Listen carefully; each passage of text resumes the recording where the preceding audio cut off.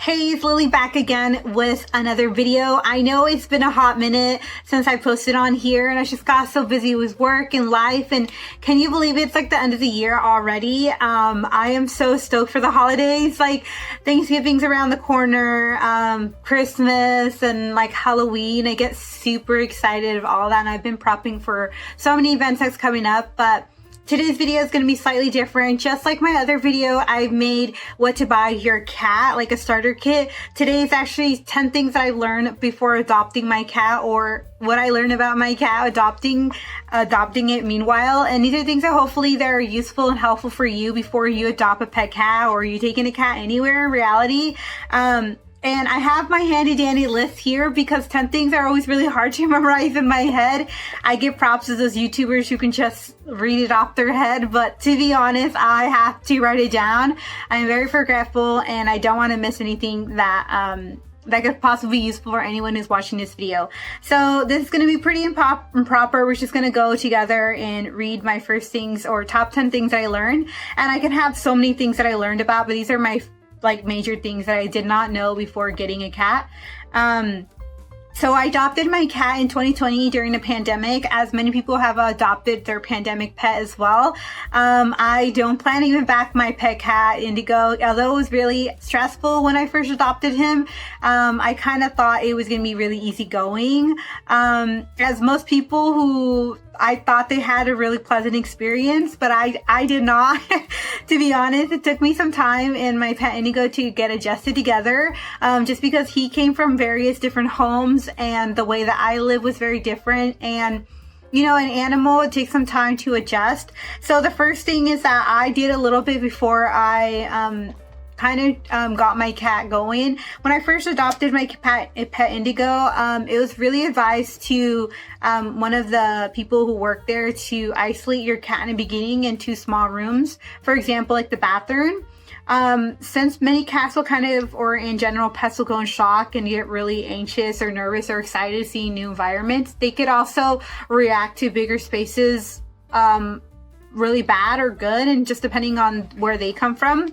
But the first few days or weeks, I actually left my cat in the restroom. I'm not gonna lie, I left him with food and water. Like, don't get me food and water, and then it's litter box so I could get used to the area. I started out putting my pet cat in just the restroom because I didn't want to overwhelm it and show it all the whole environment right away, because it could get really overwhelming at times for, you know, pets are moving in. And so it's really recommended if you start a few days introducing your cat just to a room somewhere really small, so they can feel comfortable and safe and create an environment. That could be your room, could be the bathroom, it could be somewhere where it could really just feel like it's stable and this is their place. Later on, I kind of introduced my cat to my room and allowed him to be there, and then the living room, and slowly migrating to like the kitchen and him finding a space. I wish I could have done it a little bit more slower, because my cat, when he does get really scared or really overwhelmed, he tends to pee in places. So that's kind of gross, right? But I did not know that. And he actually peed in our couch so many times, and our couch is so expensive. It was like about, several $1,000s on that couch. But I had to wash, the amount of things I have to wash so many times, like the pillow sheets and like the blankets, and he peed on almost everything. Actually, the first time I actually put him on my lap, he peed on my lap, on my bed covers, like my comforters. And at the time I was living in my little apartment, and I had to take my whole comforter and all my bedding to a laundromat because it didn't fit into our washer. So that kind of took really annoying. But yeah, that was kind of number one. So introduce your cat to small spaces so they can get really comfortable. Number 2 is that cats get the zoomies at night. We kind of know, we kind of don't know, but we kind of think about it. We're like, oh, cats are really cute when they're like running around at night, and we just see them on TV or like YouTube videos, but it's actually quite annoying. Cats are actually very nocturnal animals, so when you're sleeping, your cat's probably like jumping on you, meowing, scratching, running around. Because my cat did. He was running around the hallways at 3 a.m. in the morning and then scratching the door where I slept and like kept meowing and meowing. Like, you have no idea. I did not sleep for several days or even weeks sometimes randomly because my cat would constantly wake me up. And I realized too that my cat actually had abandonment problems because he did not like being by himself. And when he was by himself, he would pee a lot, he would cry a lot. And so that is something actually they never shared when I adopted him. So you will find out there are behaviors that was never shared to you actually, and your cat might react a certain way. So my cat had abandonment problems. He's fine now. He's good, and he have learned to gotten better with that. But when he's by himself for a very long time, he does get really anxious and he pees everywhere. And he cries a lot, and he's very much attention. But anyways, my cat did the zoomies at night, and in reality, it's really important for you to make habits and routines for your pet so it can get comfortable. And know when it's time to sleep and when it's time to do things and all that. Okay, so number 3 is that your cat will, when you first get it, it will hide. It will probably do really weird things. It probably hiss at you, probably won't like you very much, not gonna lie. So if your cat is doing that, don't be upset, don't be too worried. A lot of people actually never really get past through this because they tend to think that their pet and them are not a good match. I don't believe that. I think it just takes time, even as a person, it takes time for us to like someone, to get to know someone, to get comfortable with them. And many of them are in a state of shock. They're kind of like, especially if you're adopting some pets that have been previous home, they're kind of upset already. They feel like they have been left. They feel like they're not sure where they're at. They're confused. And so when you adopt them, not all of them are going to be very welcoming and loving to you. So it does take time. Be patient with your pet. It took me months actually for my pet cat to really love on me. Now I have him for over 3-4 years, and he absolutely smothers me sometimes too much. But I love my pet cat. But in the beginning, it was really hard to gain trust for him because he did bounce on different homes before. So keep that in mind. That's another thing. Number 4, your cat can be very picky. I'm not gonna lie. Some cats are, I think you kind of know this. I'm sure you know if you have other pets before, but cats can be very tedious on the things that they eat, especially depending on their background. For example, if they were a stray cat before, they might not be as picky of what they eat. They just kind of like gawk down everything. Or they have been in homes where they just used to what they're eating. And you find out some cats, it's really expensive to feed them compared to other cats. So my pet cat doesn't eat Friskies, doesn't eat all the like basic low quality food, but he also doesn't eat the high bougie food like the gourmets and like hand scratch thing. He does not like that. He's like the in between, so he's a little bit humbled.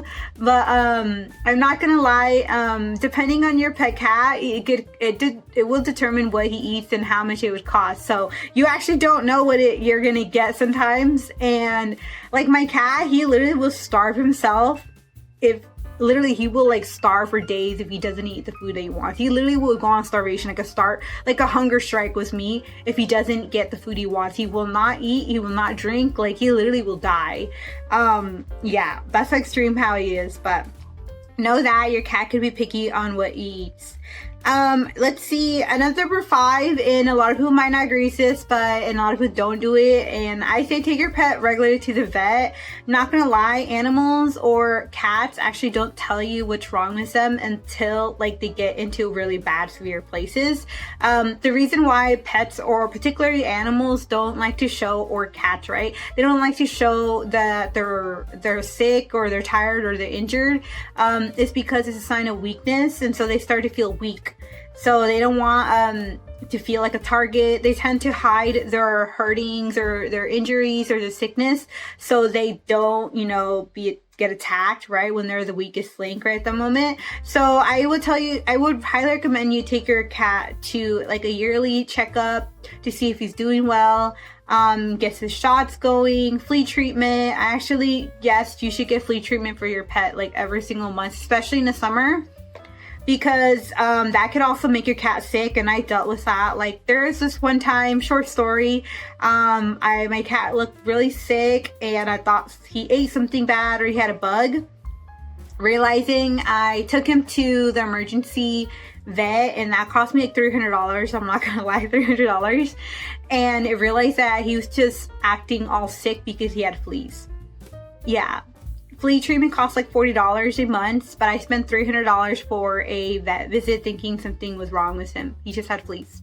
So do take your cat to a yearly visit, to give your cat flea treatment if he could, or try to keep him away from things that get him fleas. But yeah, clean his places, and yeah, don't be like me. Don't take a really hefty fine. $300. Very fortunate that I had the money during the time, but I know $300, it might be hard for a lot of people to come by. So let me see, that actually kind of falls into the next one. Owning a pet is a luxury, not a right. So that is probably step number 6. Owning a pet is a luxury, not a right. So if you're gonna have a pet, you better know it's gonna cost money. Like, just like feeding your cat the bare minimal is actually really bad for your cat. So if you think you're gonna feed your cat Friskies every day, it'll probably get sick and die. Like, I'm not gonna lie, unless you have those fortunate cats that have been living off their 7 lives or like 9 lives for the rest of their lives. But to be honest, it's actually quite misery for your pet. So if you're gonna get a pet, please know that it's gonna be expensive. So I ran, maybe just for my pet cat, maybe I spent about $100 a month worth of food for him. And at first it might seem a lot for a lot of people, but or a little for a lot of people, but to be honest, like $100 could add up for the whole year for 12 months. That could be like $1,200, literally $1,200 a year just taking care of my cat. And if you don't have $100 a month extra to give to your pet or something like that, or a little bit more, if you have a dog, it might be more expensive, FYI, depending how big and how much you need to maintain your pet, and the kind of animal it is will determine how much it would cost. So you probably think that cats are low maintenance. I say yes and no. To be honest, they still require maintenance. They still require effort and money to take care of your animal. Like, your cat isn't gonna eat air. It's like, literally, he'll probably die if it did eat air. So let's be realistic. Getting a pet is actually really expensive, and it also time consuming. So you have to have time for your animal, and you have to be willing to be around it for some time. So that's another thing. Owning a pet is a luxury, not a right. Number 7, you won't always, this kind of really sad thing, you won't always be happy with your pet or your pet cat, and your cat also won't always be happy with you, so vice versa. So I think a lot of people like to say that they kind of glamorize always having a really great relationship with their pet, and most of the time it is very, very happy and have a great relationship. But sometimes you're not gonna like your pet cat or your animals because they're doing things that you don't like they won't listen to you, or like you peeing places. Like, my pet cat, I did not like him for very much because he kept peeing everywhere to the point that I just did not want him. But like, to be honest, like, having a pet cat or animal, it just takes a lot of work, and it is very rewarding when you gain their trust and relationship with your animal. So loving and continue to care for your cat is not always going to be like sunshine and rainbows. So just FYI, your pet will not always like you either. So your pet, as like I kind of mentioned the first time, when you first get your cat or your pet, it probably won't like you. There is a chance that it won't, and it's not really about you. It's just about the animal, unless you do something the animal doesn't like, right? But most of the time, it's trying to get used to you. It's trying to live its life. It's just like us humans. We have days we do not like each other, days that we're off, or we just want to be with ourselves. Your animal will have a personality of its own. So keep in mind, sometimes it isn't having its day, and it does not want to do things with you. So FYI, like, your animal will have their own thoughts and opinions, even if they probably won't tell you, you won't understand it, but they are animals, and they're just living like animals. So they're acting like a pet, they're acting based on their instincts, so don't take it too personally. And if you don't always happy with your pet, just FYI, there's always really great days. And again, it takes time.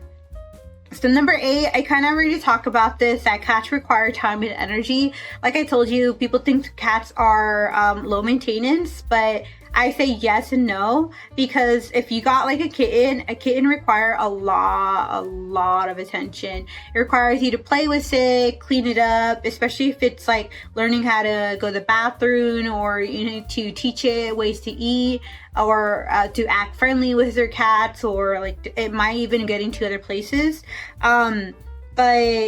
Yeah, primarily it will require you to be there for the animal and, you know, get used to it, provide it company. Some cats are a little more reserved, to be honest. They won't always want to be around you, which don't be upset about that either. And sometimes you might like that too, right? Some cats are also always want to be around you. Like my pet cat, he just always wanted to be around me.